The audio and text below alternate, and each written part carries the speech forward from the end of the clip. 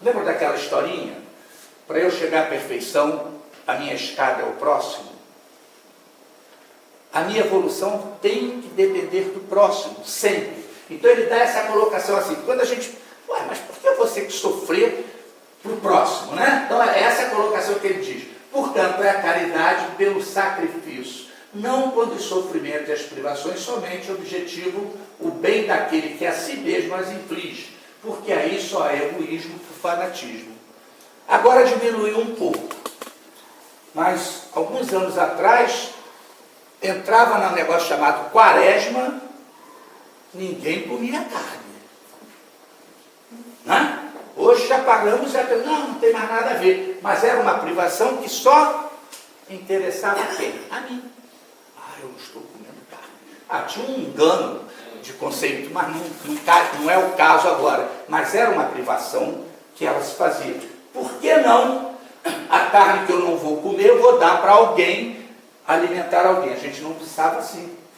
Então pensava no eu. Então esse tipo de privação voluntária, quando pensa em alguém, quando pensa em terceiros, quando pensa no próximo, ela tem valor.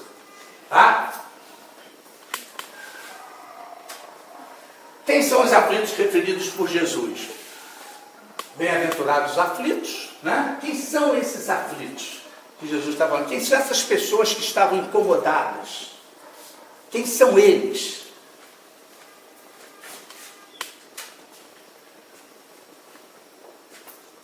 Os aflitos são os humildes, os arrependidos, porém decididos a se regenerar pela reforma íntima e pelo trabalho no campo do amor e da caridade. Quando nós falamos no campo do amor, primeiro o amor consigo. Eu não posso ajudar, eu não posso ser caridoso com o outro se eu ainda não sou comigo. Se eu ainda tenho muitas dificuldades para ter este trato pessoal, né? Então, como é que eu vou me dedicar ao outro? A gente faz uma forcinha aqui, vamos fazer uma campanha? Vamos ajudar tal hospital? Vamos, mas a gente não faz aquilo espontaneamente. A gente ainda tem uma certa dificuldade de trabalhar isso. Então, por quê? O amor. Então, quando Maria Teresa falou aquilo, ela se dedicou totalmente àqueles homens. E olha que ela tinha uma situação boa, mas ela foi para lá, né? Então, sempre nós temos que pensar nisso. Provas voluntárias, vamos continuar o texto. Grande distinção cumpre a que se faça pelo que nos respeita pessoalmente, contentados com as provas que Deus vos manda e não lhe aumenteis o volume, já de si por vezes tão pesado. Aceitá-las sem queixumes e com fé, eis tudo que vos exige ele. O que é esse aumento? O que é esse aumento, né, da prova para a gente? A gente já vem com uma carga. A gente já vem com uma carga. Aumentar esta prova. Pegar responsabilidades que eu não tenho condições de cumprir. Então, todas as vezes que eu assumo um compromisso que eu não tenho condições de cumpri-lo, ou fazer da melhor maneira possível, eu estou entrando nesse caso. Então, eu estou aumentando a minha responsabilidade, consequentemente, se eu não tenho condições de me desfazer daquilo, ou descumprir aquilo da melhor maneira possível, eu já estou aumentando para as próximas. Entende quando Jesus falava assim, vais e não peques mais? Ou seja, não erre mais. Não faça aquilo que você não possa concretizar. Então, essa é a nossa preocupação. Eu tenho que fazer o quê? Eu tenho que trabalhar de uma forma que eu possa cumprir bem. Por exemplo, eu vou resolver ensinar a umas pessoas. Mas chega uma pessoa que tem um pouquinho mais de conhecimento do que eu tenho. Então, o que eu tenho que falar para ela? Olha, eu não tenho mais condições de te ensinar, eu parei aqui.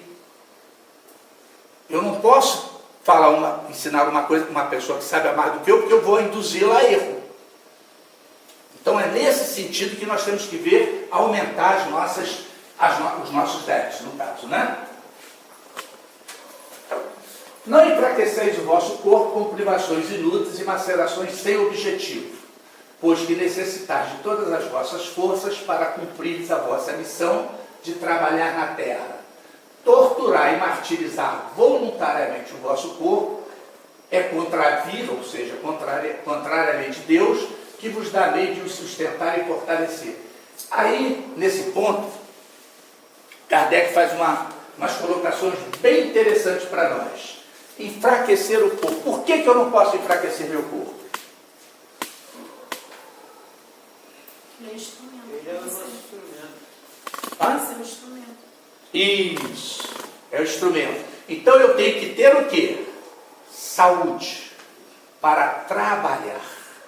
Todas as vezes que eu enfraqueço, e nós temos isso na nossa sociedade, né? Essas coisas de dar valor ao corpo, eu estou me comprometendo perante a lei de Deus. Porque eu ganhei um corpo para ter X anos como instrumento, como minha ferramenta de trabalho, de aperfeiçoamento. Mas aí eu começo a falar assim, não, agora eu quero estar esbelto, eu vou deixar de comer isso, eu vou deixar de comer aquilo, e vou adquirir algumas doenças que vão comprometer a minha organização física. Eu sou o quê? Suicida. A gente acha que suicida é só aquele que acaba com a vida. Não, mas se eu vier num processo, eu entro nesse campo. Ou seja, quando eu não cuido devidamente do meu corpo, do meu instrumento de trabalho, eu sou um suicida. Por isso é que ele diz ali, ó, com privações inúteis, macerações sem objetivos. Então nós temos na nossa sociedade aquele grupo que tem que ter um corpo de manequim. E aí deixa-se de alimentar. Aí vem uma doença e compromete. Eu tenho uma tia, mais ou menos, que foi esse o processo. Na época dela jovem, ela andou fazendo uns regimes e de repente pegou uma virose na vista e comprometeu a visão dela. Então ela foi por quê? Por uma vaidade. Todas as vezes que a gente entra nesse processo da vaidade para melhorar, achando que está melhorando o corpo, nós estamos nesse processo aí de suicídio, né? Enfraquecê-lo sem necessidade é um verdadeiro suicídio. Alguém já tinha falado. Usai, mas não abuseis, tal a lei. O abuso das melhores coisas tem a sua punição nas inevitáveis consequências que acarreta. Então eu vou ter sempre uma consequência de um ato meu impensado. Por quê? O que eu estou contrariando a lei divina quando eu não cuido do meu corpo? Que lei eu estou contrariando? Todos nós sabemos, é só bonitinho. Lei de conservação. Já notaram que fala assim, vai cair alguma coisa, a gente faz logo assim? Que a gente sabe que não pode ter. Eu tenho que, é instinto, né? Eu tenho que preservar. A mesma coisa com relação a isso, porque eu tenho que ter um corpo saudável e bom para executar as minhas tarefas. Obrigo o homem a prover as necessidades do corpo, sem força e saúde, impossível é o trabalho. No livro dos Espíritos nós temos lá, primeira lei, adoração. Segunda lei, trabalho. São as duas leis da obrigação do homem com o Criador. Então, se eu enfraqueço o meu corpo e não posso trabalhar aqui, né, minha gente, não é no sentido de uma atividade física remunerada. Esse também é um trabalho, mas o meu trabalho de aperfeiçoamento espiritual. Ok? Quando a gente fala do trabalho físico, esse trabalho físico também vai ajudar, porque eu estou gastando energia. Mas esse trabalho que nós temos que ver é do nosso crescimento, do nosso aperfeiçoamento espiritual. E olha que coisa interessante das privações voluntárias. forte eu tinha que dar. Quando eu falo as privações voluntárias, a gente diz assim, ó, privação dos gozos inúteis, porque desprende da matéria o homem e lhe eleva a alma. Meritório é resistir à tentação que arrasta o excesso ou ao gozo das coisas inúteis. É o homem tirar o que é necessário para dar aos que carecem do bastante.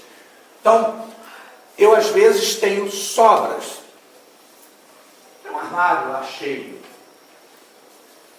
E eu tenho pessoas que não têm o necessário. Então eu tiro aquilo que não vai ser prejudicial e passo para alguém. Tá? Então isso ele coloca ali, ó, privações dos gozos inúteis, porque desprende da matéria o homem e eleva a alma. Volto a falar, quando a gente pensa novamente no próximo, nós estamos elevando a nossa alma. E os excessos? Que tipos de excesso? Que tipos de excesso ele está falando para nós? Alimentação. Alimentação, o que mais? Bebida.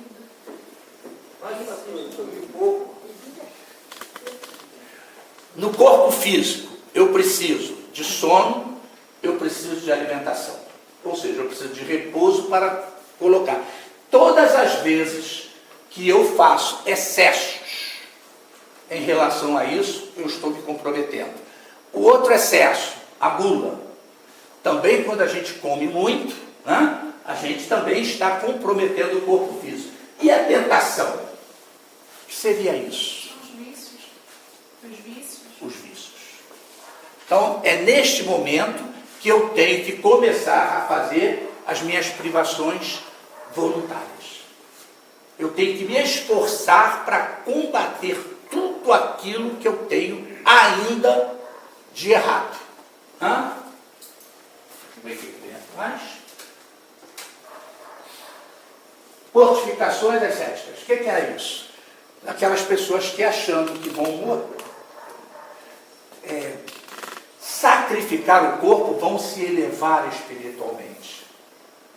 Às vezes a gente vê na Semana Santa, a televisão mostra, pessoas até que furam as mãos, outras botam coroa de espinho, para mostrar que aquilo é uma fortificação para elevar, né? Então é nesse sentido aqui que a gente está colocando.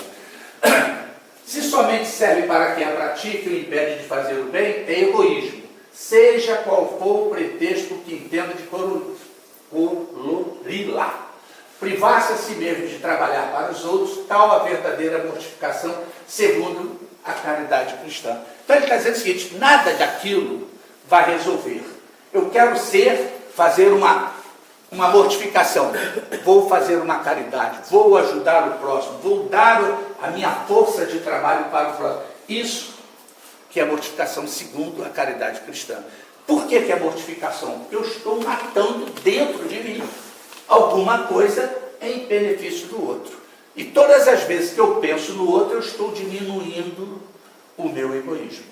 Então é nesse sentido que eu tenho que fazer as mortificações. É com essa intenção. Isso está lá no Livro dos Espíritos, questão 718, 720A e 721.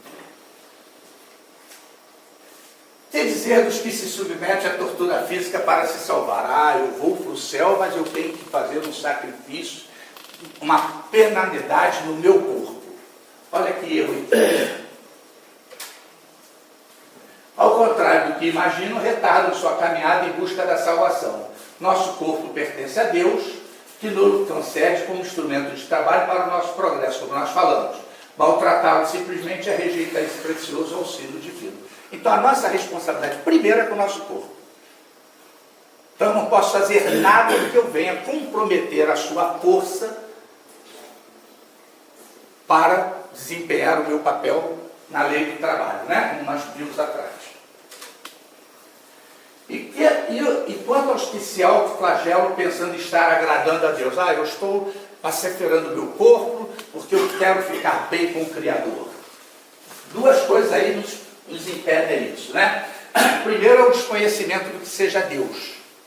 Hoje até a nossa dificuldade de entender Deus nos leva a isso. Por quê? eu não posso mais pensar naquele Deus antropomórfico, aquele Deus igual a mim, um pouquinho mais velho do que eu, pensando que eu estou errando para depois me punir. Esse Deus nós temos que tirar da nossa compreensão. Eu tenho que pensar num Criador, aonde Ele me dê todas as possibilidades de crescimento e daquilo que eu consigo entender e ainda daquilo que eu não entendo. Então esse é o Criador que nós temos que ter em mente. É evidente que a punição é atenuada para aquele que errar por ignorância. Então a única desculpa é a ignorância, ou seja, quando eu não sei que aquilo está me prejudicando. Entretanto, nunca estará a pessoa isenta totalmente da culpa, porquanto as verdades divinas estão ao alcance de toda a criatura, bastando sua iniciativa em assimilá-los. O que ele está colocando para nós aí? Que hoje, querendo ou não, todos nós estamos tomando conhecimento das coisas espirituais. Nunca se falou tanto em Deus como se fala hoje. Né? Quem gosta de escutar rádio à noite ou liga a rádio, tem lá alguém falando de Deus. Você vai na televisão, a mesma coisa. Então, Deus está sendo de fácil acesso para todos nós. Agora, se eu não quiser, eu não posso pretextar que eu não tive oportunidade. Então, é a escolha de cada um. Então, se nós formos ver na região onde nós moramos, tem várias igrejas, vários segmentos. Tem centro espírita, tem igreja católica. Então, hoje basta eu querer. Então, eu não posso mais pretextar ignorância da espiritualidade. Né?